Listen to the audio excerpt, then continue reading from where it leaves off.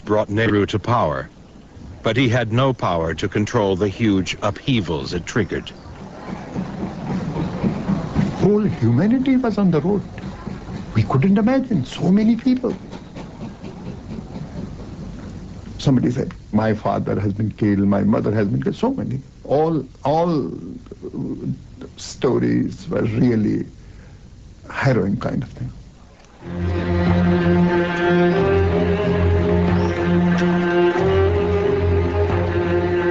India had been divided and exploded into sectarian hatred.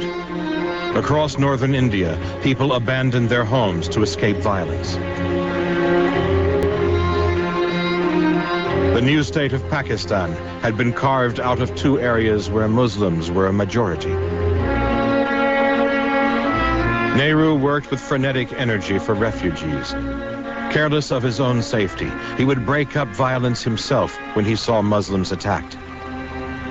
Nehru rushing with his just small baton and said, get out, get out, get out, this is not done. I mean, the people did tell him that, look here, how can the Prime Minister do this kind of thing? But I remember him, very human. I remember one night in Amritsar Station at midnight, a train was coming in from Lahore, which is only 30 miles or so away. It had been stopped 3 times before it crossed the frontier. And whereas I was an observer and not participating, obviously everybody who was there had to help.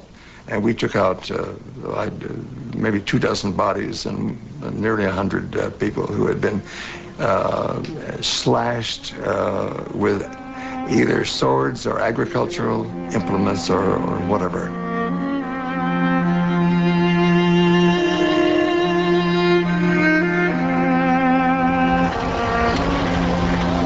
Several trains bringing back Muslims from India and shifting to Pakistan. They were cut up in Patiala and Amritsar, the 2 6 strongholds.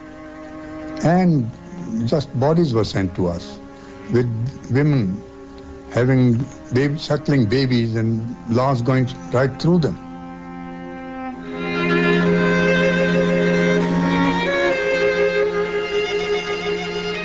Nowhere was the violence more intense than in Punjab, an area with a large Sikh population among the Hindus and Muslims.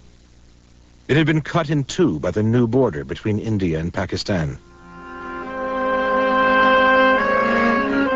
In fear for their lives, Hindus and Sikhs fled Pakistan as Muslims struggled to reach their new homeland. Massacres on both sides inflamed what became the largest migration in human history. 14 million moved. Countless thousands were killed. Some just died. A train bringing some Muslims came into Pakistan and shouted, Allahu Akbar. God is great.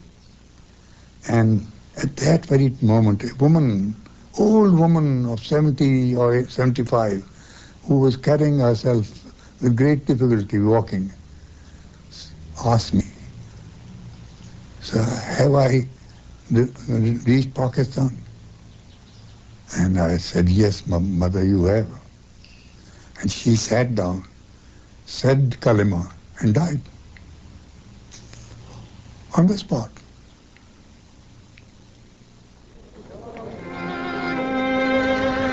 Pandit Nehru never imagined a situation like this would come about.